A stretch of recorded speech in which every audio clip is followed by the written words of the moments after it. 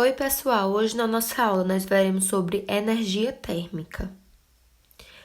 Então, no dia a dia, nós utilizamos as palavras temperatura e calor quase como um sinônimo, né? Mas a ciência ela atribuiu significados diferentes para temperatura e calor. Todos os objetos eles são formados por partículas em constante movimento. Então, a temperatura de um corpo está relacionada ao movimento dessas partículas que o constituem. Formalmente, chamamos esse movimento de agitação térmica. Nos sólidos, a agitação térmica refere-se principalmente ao movimento das vibrações das partículas, pois elas não se deslocam dentro do corpo.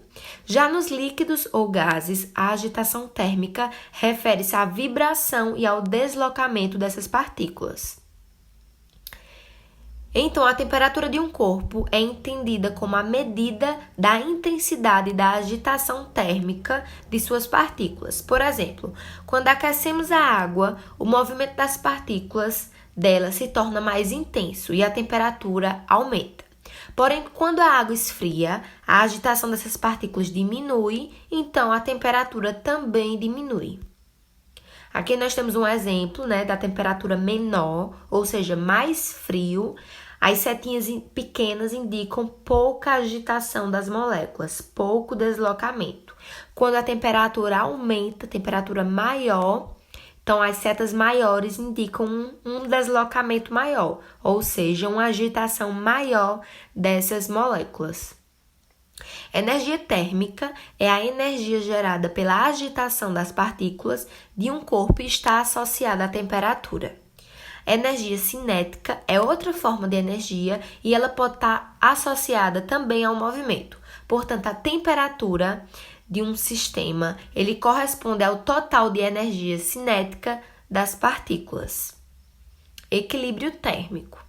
Se deixarmos uma xícara de chá quente sobre uma mesa, sabemos que após algum tempo a temperatura do líquido vai diminuir, Então, isso ocorre por quê? Primeiro, porque o chá e o ambiente ele não tem a mesma temperatura.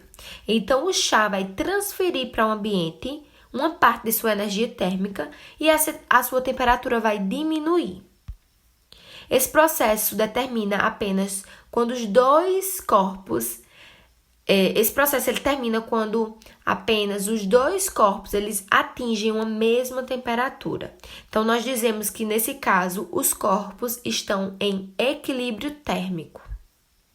Vocês podem observar aí nessa imagem, por exemplo, os blocos. O vermelho tem uma agitação de partículas maior, porque a temperatura está maior, e o azul tem uma temperatura menor. As partículas estão se agitando menos.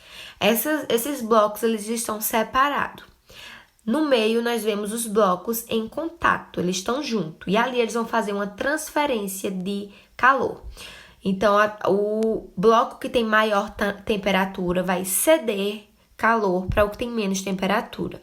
E essa transferência vai ocorrendo até que os dois blocos estejam em equilíbrio, ou seja, os dois blocos tenham a mesma temperatura, estejam em equilíbrio térmico. Então, imagine uma mistura de café com leite.